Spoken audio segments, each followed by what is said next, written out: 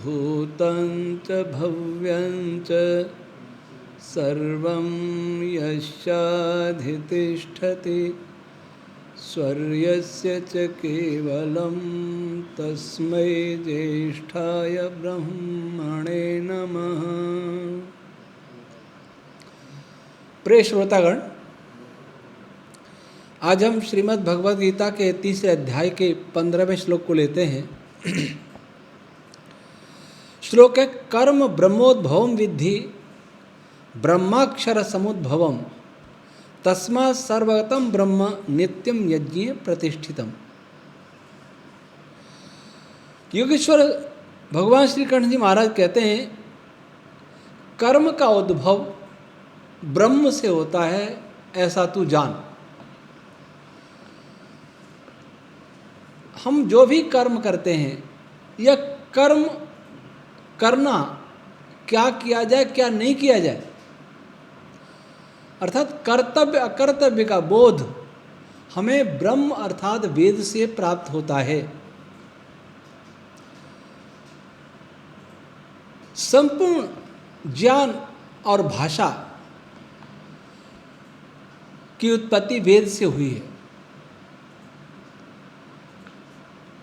प्रारंभिक भाषा वेद भाषा थी, संस्कृत भाषा थी, उससे फिर सभी भाषाएं उत्पन्न हुई हैं।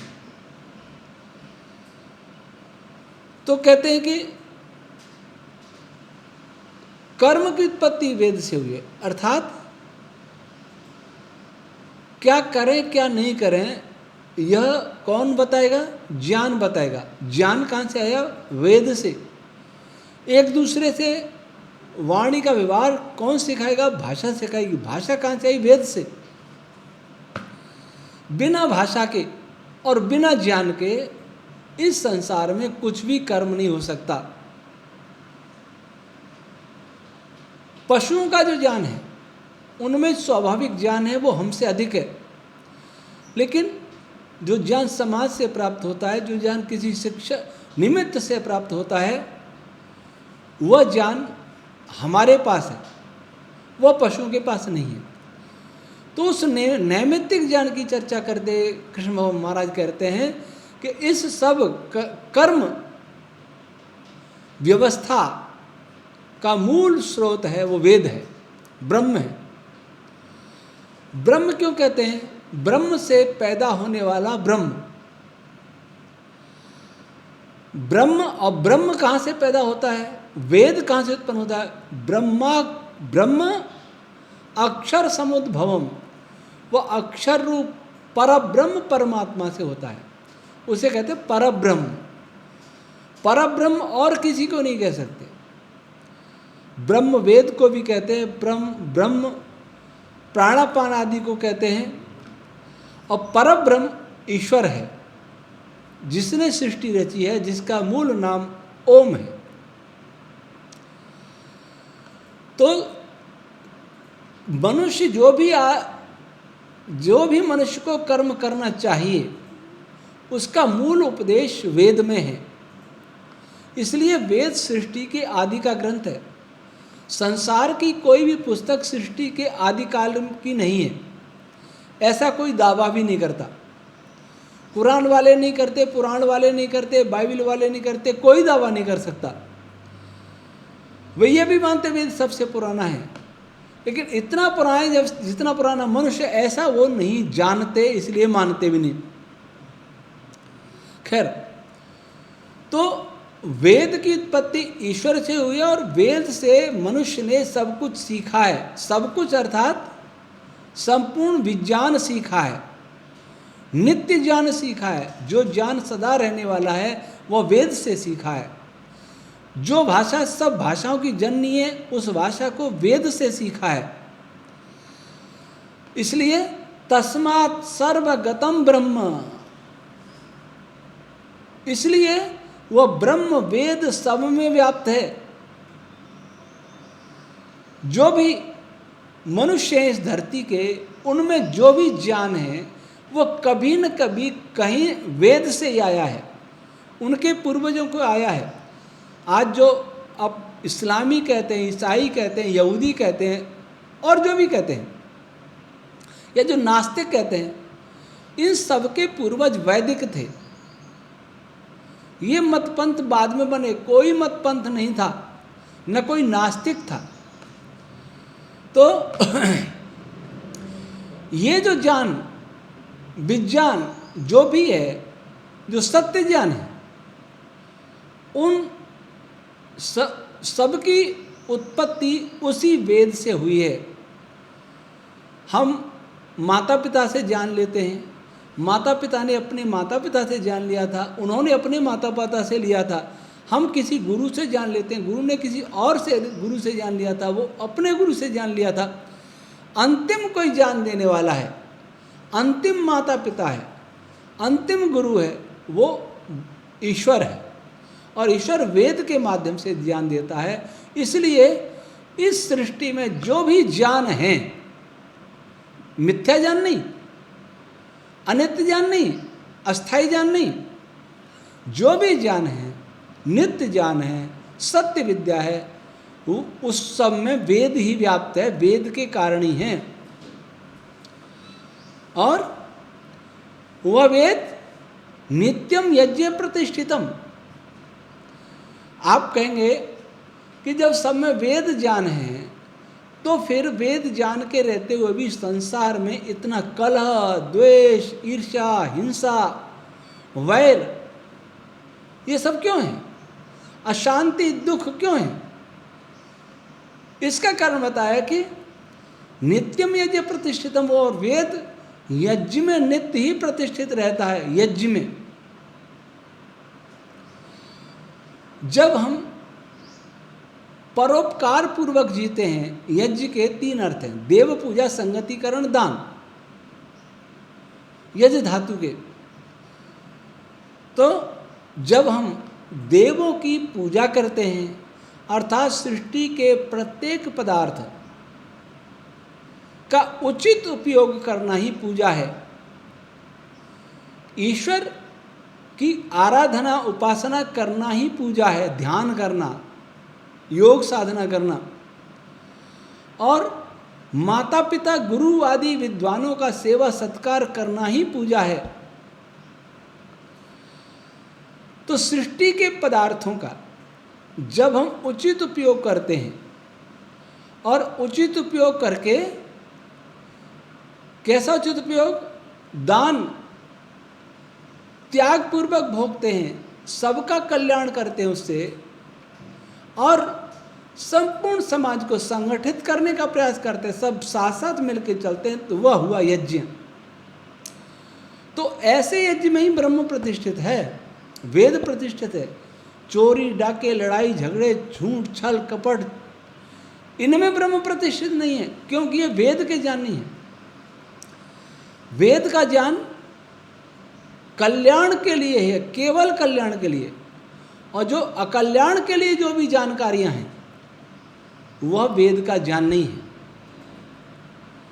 महर्षि दयानंद ने विज्ञान ज्ञान की परिभाषा ही दी है कि जिससे अपना और दूसरों का उपकार हो सके, वह विद्या कहलाती है, वह विज्ञान कहलाता है। अपना उपकार, न तो अपना उपकार किया, न दूसरों का उपकार किया, नहीं किया, तो वो विज्ञान नहीं है। तो ब्रह्म वेद यज्ञ में प्रतिष्ठित है, परोपकार में प्रतिष्ठित है। फिर लिखते हैं अगला श्लोक, एवं प्रवर्तितम चक्रम नानुवर्तयति है। यह इस प्रकार जो चक्र चल रहा है, परब्रह्म परमात्मा वेद का ज्ञान सृष्टि में की आदि में देता है, और उस वेद से मनुष्य मात्र कर्तव्य अकर्तव्य का बोध करता है, और उस बोध करके वह संसार का संसार का उपकार करता है, प्राणी मात्र की भलाई करता है। ये जो चक्र है, परब्रह्म, उससे आया वेद, वेद से आया कर्म, कर्म से आया परोपकार। ये जो चक्र है, जो मनुष्य इस चक्र के अनुसार लोक में व्यवहार नहीं करता, अघायुरिन्द्रियारामो मोघम पार्थ सजीवति, वह उसको कौन का? अघायु, वह पापात्मा है, उसका जीवन पापमय है और इंद्रियारामी है, विषयी है, भोगी है, इंद्रियों में रमता है। वह मोघम पार्थम सजीवती, वह व्यर्थ जीता है, उसके जीने का कोई अर्थ नहीं है, क्योंकि उसका जीवन पापमय हो गया है। तो यह कृष्ण भगवान क्या कहते हैं कि वेद जो अक्षर परब्रह्म परमात्मा की वाणी है, उसका ज्ञान है। जिस ज्ञान से संपूर्ण सृष्टि बनी है, संपूर्ण लोक व्यवहार होता आया है करोड़ों वर्षों से, उस ज्ञान के अनुसार जो व्यक्ति नहीं जीता है, जो व्यक्ति व्यवहार नहीं करता है, वह पापी है। उसका पूरा जीवन ही पापमय है और उसके जीने का कोई अर्थ नहीं है, वो निरर्थक जीता है, धरती पर भार है। एक दूसरी बात है, वेद ब्रह्म सर्वगतम, सब जगह व्याप्त है। इसका एक और अर्थ है कि ब्रह्म अर्थात वेद के मंत्र संपूर्ण सृष्टि में व्याप्त है। एक एक कण कण, एक एक विकिरण, संपूर्ण लोक, लोकांतर, आकाश, सब वेद के मंत्रों की ध्वनियों से ही बने हैं।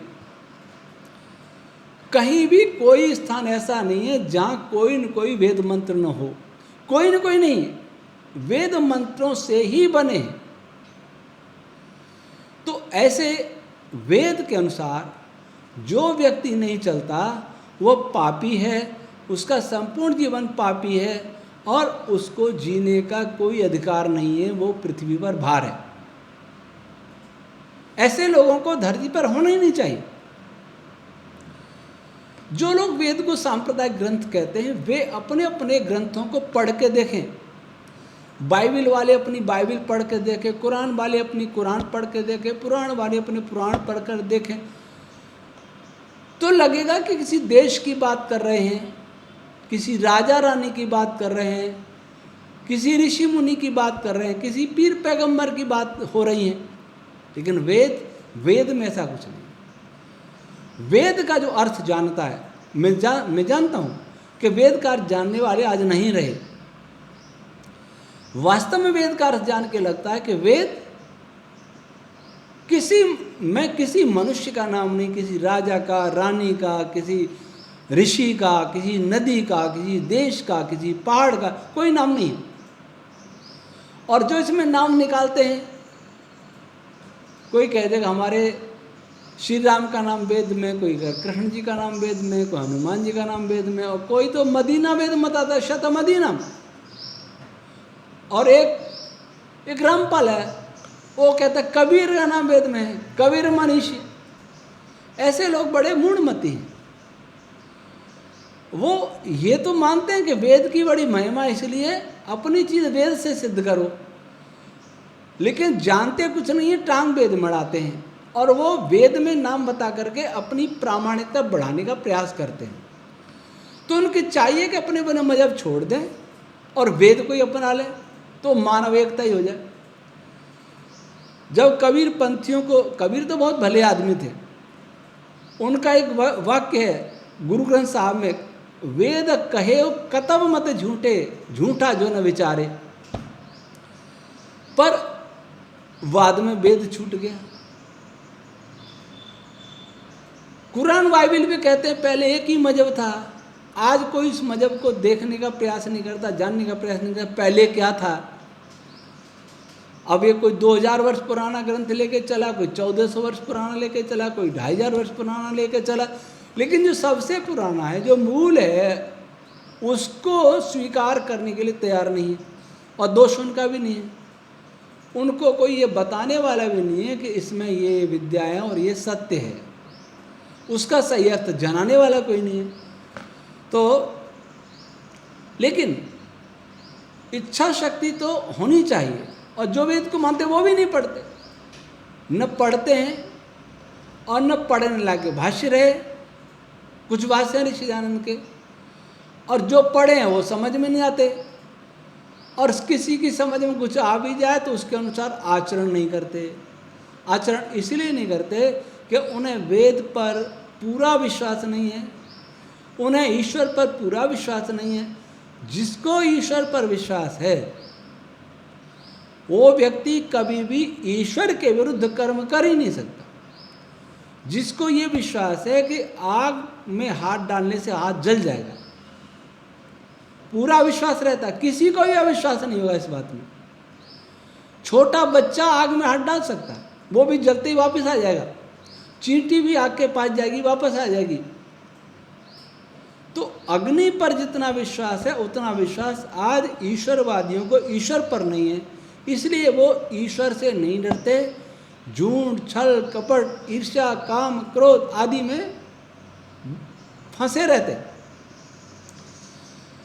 तो जिस दिन वेद पर ईश्वर पर विश्वास हो जाएगा, वेद पर विश्वास हो जाएगा, अंदर से विश्वास, एक तो कहने की बात होती है, वेद पर भाषण देने वाले को मंच पर नहीं, जहाँ वो कमरे में रुको वहाँ पूछ लेंगे कि क्या आपने वेद समझ लिया है?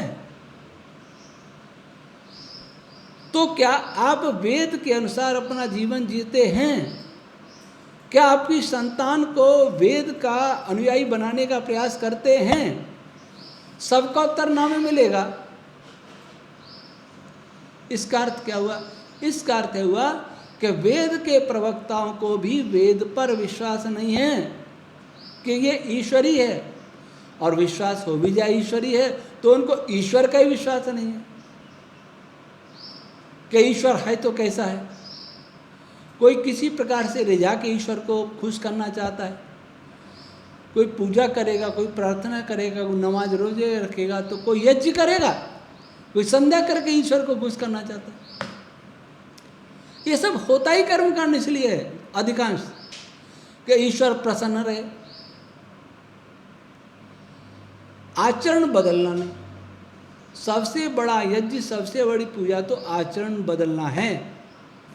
आचरण तभी बदलता है जब उसे ईश्वर का पूरा विश्वास होता है कि ईश्वर नाम की एक ऐसी सत्ता है जो निरंतर हमें कर्म करते हुए दिन रात सोते जागते उठते बैठते देखती है।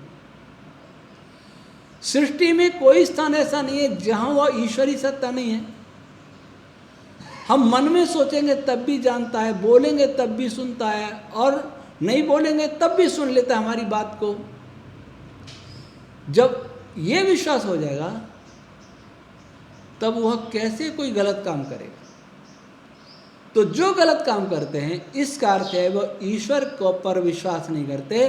जब ईश्वर पर विश्वास नहीं करेंगे तो वेद पर विश्वास नहीं करेंगे, और वेद पर विश्वास नहीं करेंगे तो गलत काम करने से बचेंगे नहीं। उन्हें ये पता ही नहीं लगेगा क्या करना चाहिए, क्या करना चाहिए, नहीं करना चाहिए। आज जो संसार में बड़े बड़े उपदेश देते हैं, बड़े बड़े हमारे नेता हैं, वैज्ञानिक हैं, बड़े बड़े नीति निर्धारक हैं,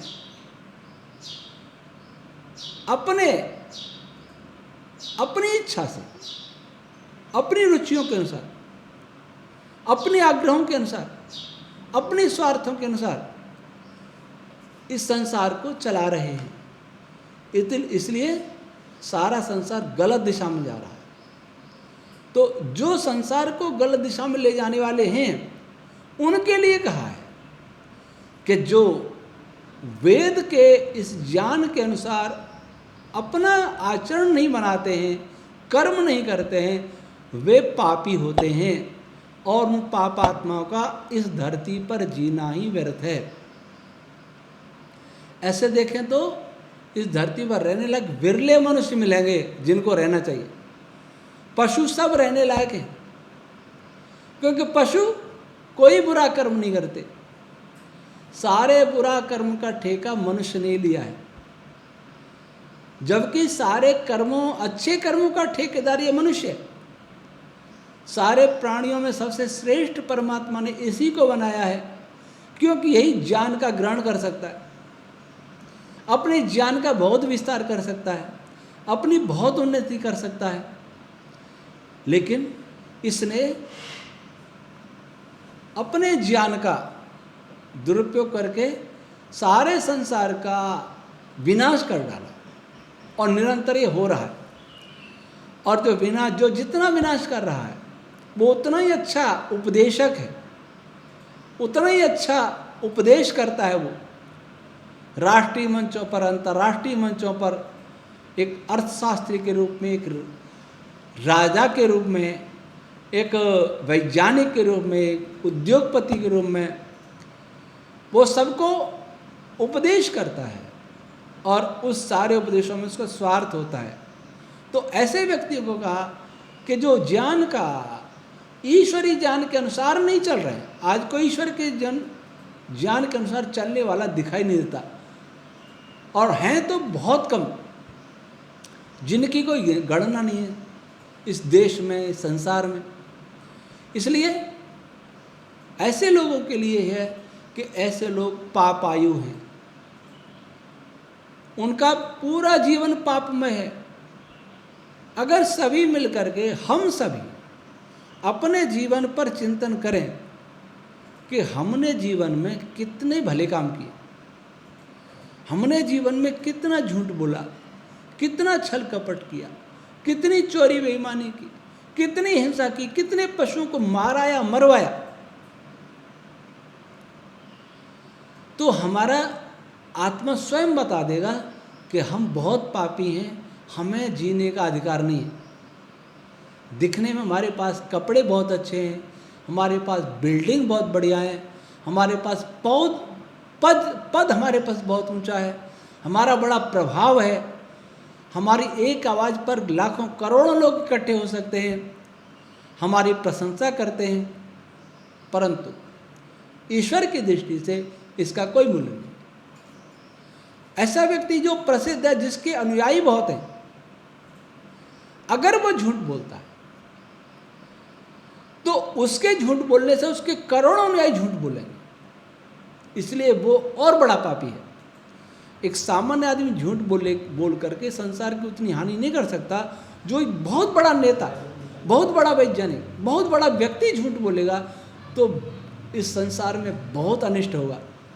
इसलिए सब तरफ पापात्मा ही दिखाई देते हैं, और गीता का उपदेश करते हैं, गीता पढ़ते हैं, नहीं पढ़ते तो कपड़े में लपेट के अलमारी में पूजा करते हैं, किसी को भेंट देते हैं और सोचते हैं हम कृष्ण भगवान के भक्त हो गए।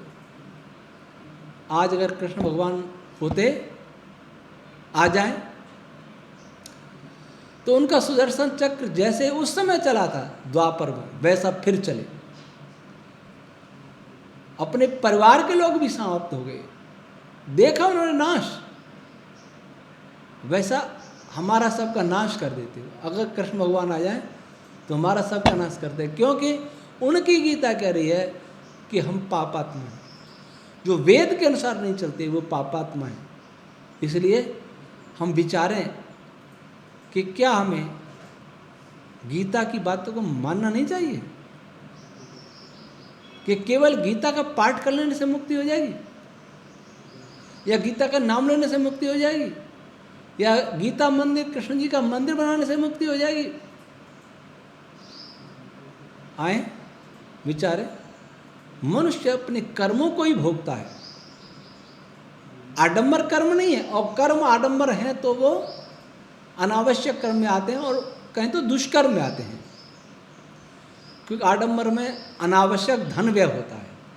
उस धन से बहुत परोपकार हो सकता था, वो धन आडंबर में लगा दिया। एक प्रकार से हमने चोरी की, समाज की, समाज से मांग करके आडंबर में खर्च कर दिया, वो चोरी हुई। वो धन किसी के काम आ रहा था, उसने अपने पेट काट करके हमें दान दिया, और हमने उसे आडंबरों में खर्च कर दिया। इसका अर्थ हमने किसी की थाली में से रोटी चुरा ली, छीन ली और उसको फेंक दिया, ये अपराध है। इसलिए हमें यह निश्चित करना चाहिए कि हम इस सृष्टि में रहते हैं, तो इस सृष्टि को बनाने वाले परमात्मा के अनुसार ही हमें चलना चाहिए, तभी सुखी रह पाएंगे।